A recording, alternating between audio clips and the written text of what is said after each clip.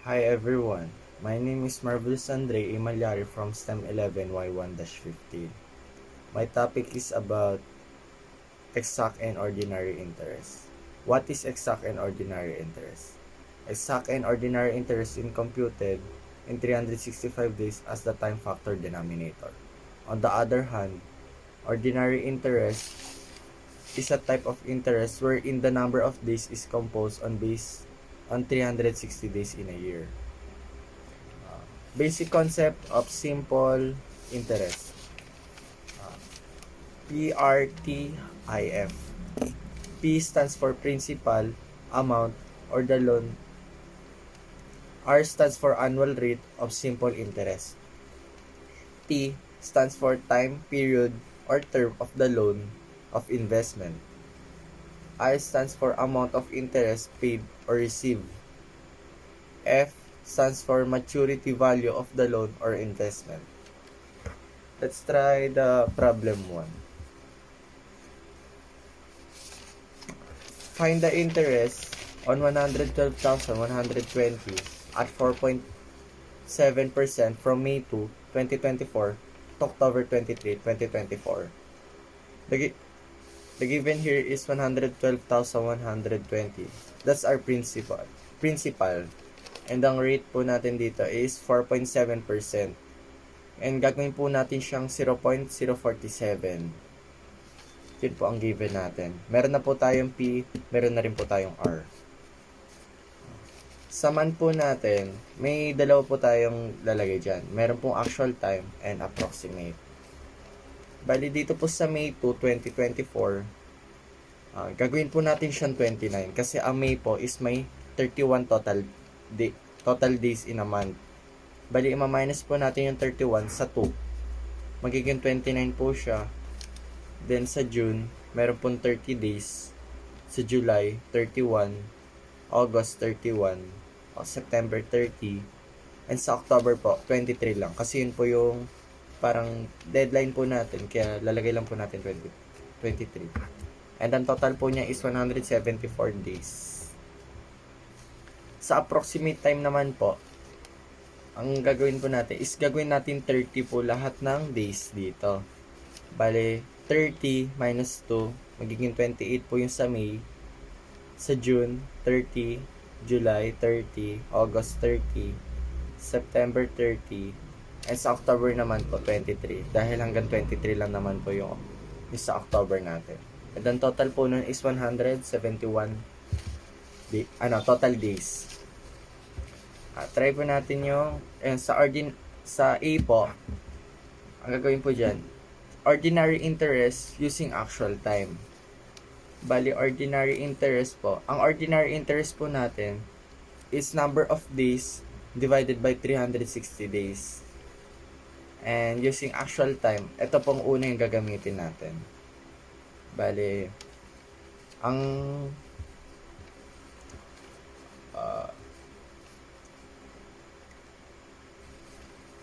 solution po natin dito is I equals to P RT.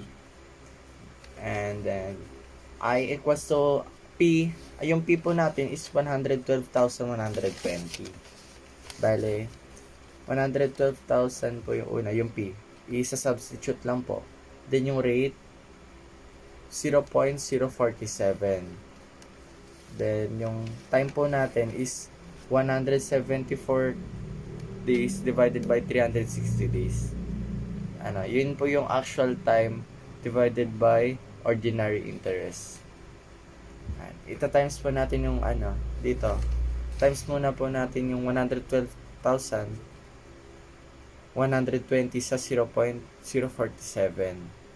Then yung 174 naman po, di-divide natin sa 360. Pag nakuha na po natin yung both na sagot, tsaka po natin sila ipag-multiply.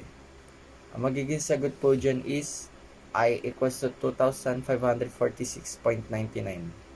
Ayun po yung sagot dun sa A natin. Sa B naman po, ganun pa rin po yung solution natin. I equals to P RT. Pero ang gagamitin naman po natin dito, ordinary interest using approximate time. Bali, ordinary interest pa rin po siya. Pero yung approximate time, ito na pong pangalawa. Yung sa, ayun po, actual time, approximate, yung pangalawa na po gagamitin natin. Bale, I equals to PRT. Then, I equals to 112,120 times 0.047 times 171 divided by 360. Bali dito naman po, yung P po natin 112,120, din sa R po natin is 0.047. Ito times po natin siya sa approximate divided by ordinary interest. That is 171 divided by 360 po siya. Then, yun nga po, unahin po natin ulit muna yung 112,120 times 0.047. Tsaka ipag-divide muna po natin yung 171 divided by 360. Tsaka po natin siya ipag-multiply. Ang magiging answer po dun is 2,503.07. Ayun po yung B natin. Sa C naman po, ito naman po, exact interest using actual time. Ang exact interest po natin is number of days divided by 365 days. Bale, dito po, ang solution po natin is I equals PRT pa rin po. Di na pa nagbago yun dito. Bali, I equals to 112,120 times 0.047 times 174 divided by 365. Ipag-multiply po muna natin 112,120 sa 0.047. Tsaka, ipag-divide muna po natin 174 divided by 365. Tsaka po natin siya ipag-multiply. Ang magiging answer po din is 2,512.10. Yun po yung C natin. Ayun na po yung sa C. And sa letter D naman po, exact interest using approximate time. Ang exact interest naman po natin is 365 days. Number of days, 365. Tapos, approximate time, 171 days. Bali, 171 divided by 365 days. Ayan po. Bali, ang solution, I equals PRT. I equals to 112,120 times 0.047. Multiply by 171 divided by 365. Ipag-multiply mo na po ulit natin yung 112,120 sa 0.047. Then, i-divide po muna natin yung 171 sa 365. Tsaka po natin sila ipag-multiply. Ang magiging answer po dun is 2,468.79. Ayan po yung sa problem number 1 po natin. Ganun lang po siya gawin. Then, let's naman po. Mag-try naman po tayo ng isa pang problem or sasagutan po natin. So, let's try the problem number 2. What should be paid on February 15, 2023 for a loan of 23,000 made on September 23, 2022 at 7% simple interest? Bali, ang given po natin dyan is yung principal po natin is yung 23,000. P equals to 23,000. Then, ang rate po natin is 0.07. Our rate po natin is 7%. Then, gagawin po natin siyang 0.07. Rate equals to 7%. Then, 0.07. Then, sa month po natin, meron po tayong September, October, November, December, January, February. Yan yung total po. Sa September po natin, ang September is may total of 30 days po. Bali, i-minus po natin yung 23 sa 30. Bali, ang total days na lang po na meron sa September is 7 days. 7. Then, sa October naman po, may total of 31 days. November is 30.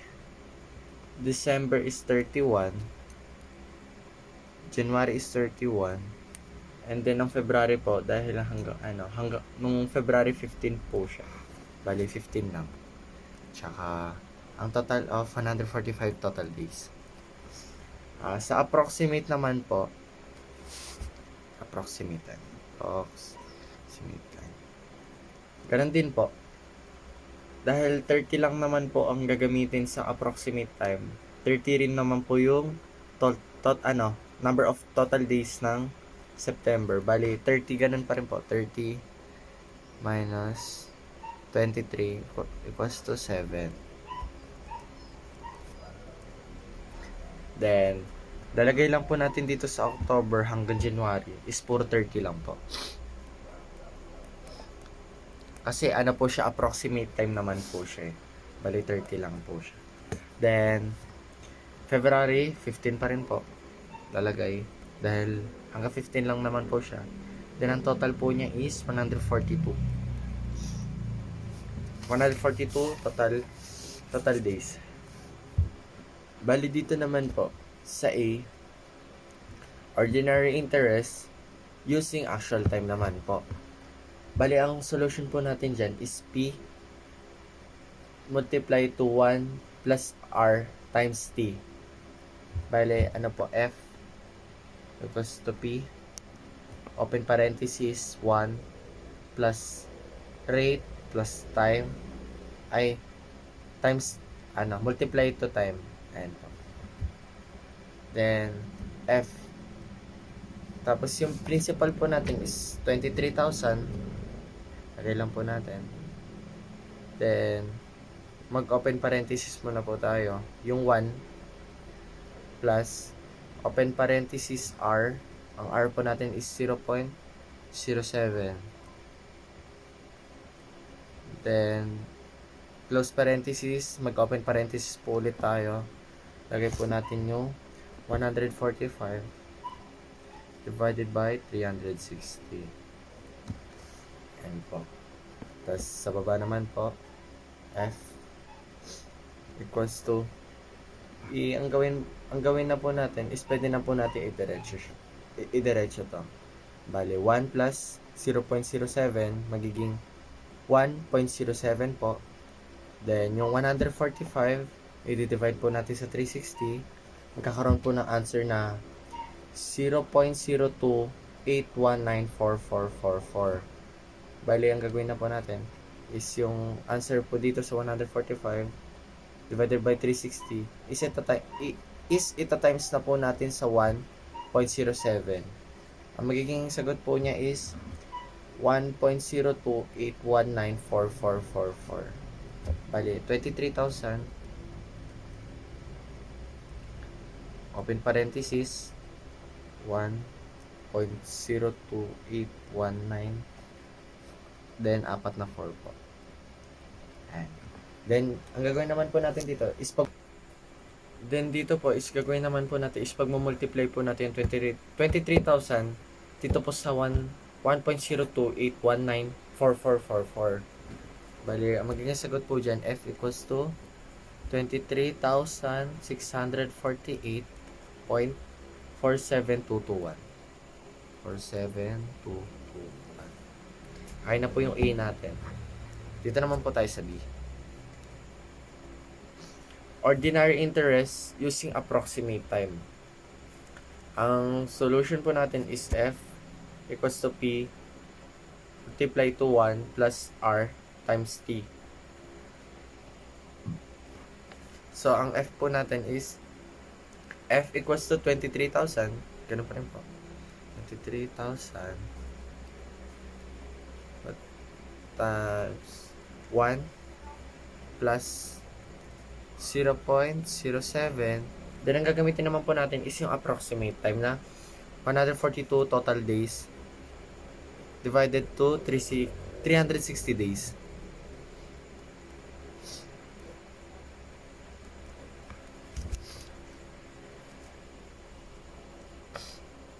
F equals to 23,000. Then, 1 plus 0.07 is 1.07. Then, i-divide po muna natin 142 divided by 360. Ang magiging sagot po dun is 0.02761111. Then,